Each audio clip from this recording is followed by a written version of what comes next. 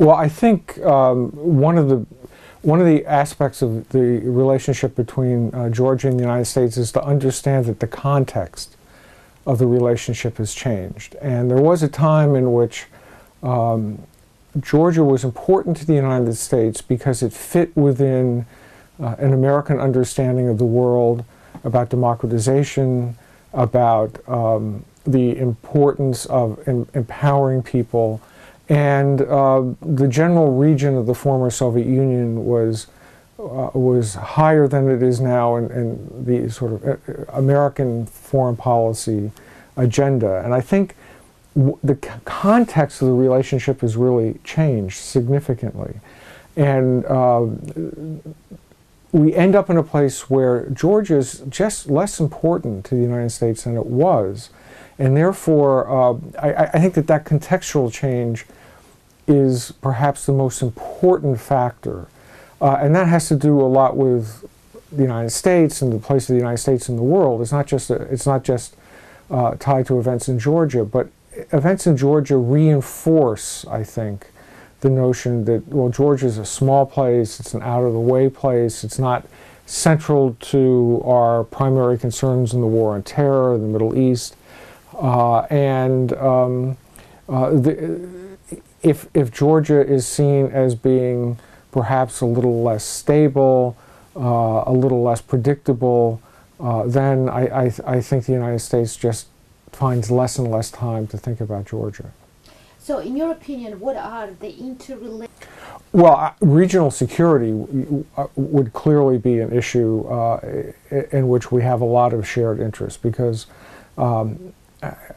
while I think part of the challenge is that Georgia gets put into the administrative and bureaucratic and intellectual box of being a former Soviet republic, and therefore it doesn't always get thought of within the context of the Black Sea region, or more importantly, a region that includes parts of the Middle East. And Georgia is part of that world too. It's a bridge between many different worlds.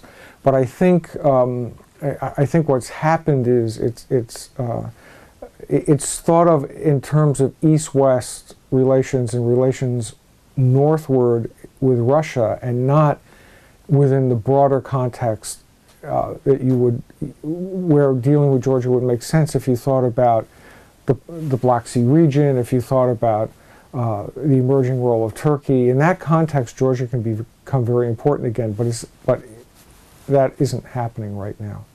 Well, I don't foresee any significant improvement of Georgian-Russian relations when we're dealing with a situation on the ground in which Georgia is not going to ignore the loss of sovereignty over territories that it believes should be part of Georgia, and the Russians aren't going to acknowledge that there's anything to negotiate. So at one level, I don't think there's any big improvement in the relationship. I think what can happen, and it can be of benefit to Georgia and it can be benefit to the American position in the world, is small, concrete steps at problem solving, where there is a mutual interest in solving a problem.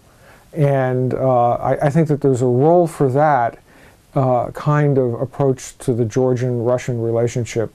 But in terms of any large settlement, with the various personalities sitting in Moscow and Tbilisi, with the histories that are there, I don't see any major improvement. And I think that the United States is probably largely irrelevant to that relationship in any event. As a theoretical statement, yes, Georgia can join NATO, Georgia can have a better relationship with Russia, and I think we see an ebb and flow in relations between, say, the Baltic republics and Russia, and you know, at some level there's a pragmatism and there are economic realities that can provide a basis for a good relationship.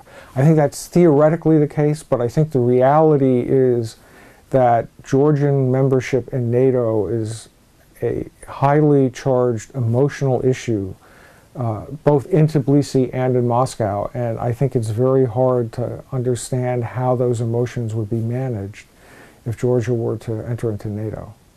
So I'm not sure that in reality there's really much opportunity for a positive Georgian-Russian relationship within a context of Georgia entering NATO, even though theoretically we can well imagine that there could be. I don't think the reality is there.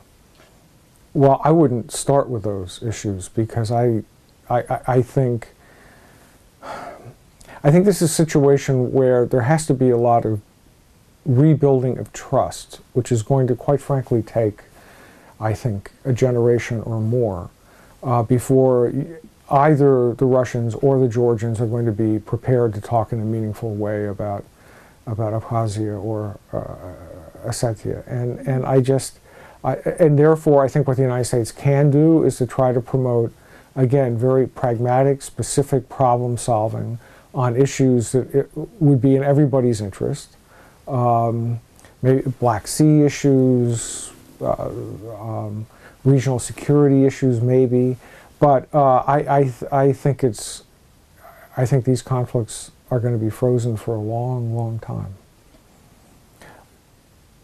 I think Georgia's more immediate threat in terms of its relationship, not just with the U.S., but with Europe, is a very serious image problem and a growing concern that Georgia is really no longer interested in becoming a fully democratic country. And I think trials of former officials, the beating up of street demonstrators, all has really created an immediate challenge to Georgia's general public image in the United States, and I suspect in Europe, as being a fledgling democracy. And I think what Georgian leaders need to do is to remain serious about democracy. And democracy means protecting, it's not just I won an election, I get to do what I want. It's all about minority rights, and it's all about rule of law.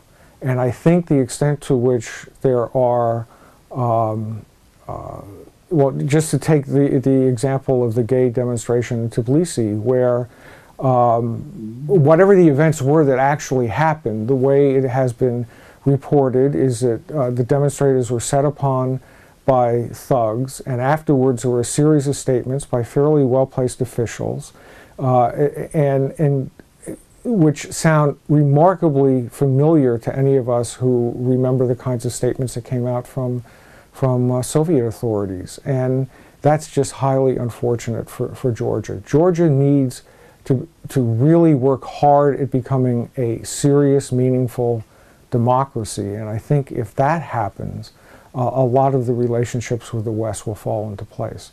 But right now, if you want to talk about Georgia joining NATO, with the headlines of this week, joining NATO means Americans and Germans are going to be willing to die for Georgians. And I don't think you're going to find very many Germans or Americans who are going to be willing to die for a regime which allows demonstrators to be beaten up the way they were beaten up, and then have officials come out and make statements that just don't have the ring of truth about them. And so I think that's really where Georgia needs to begin.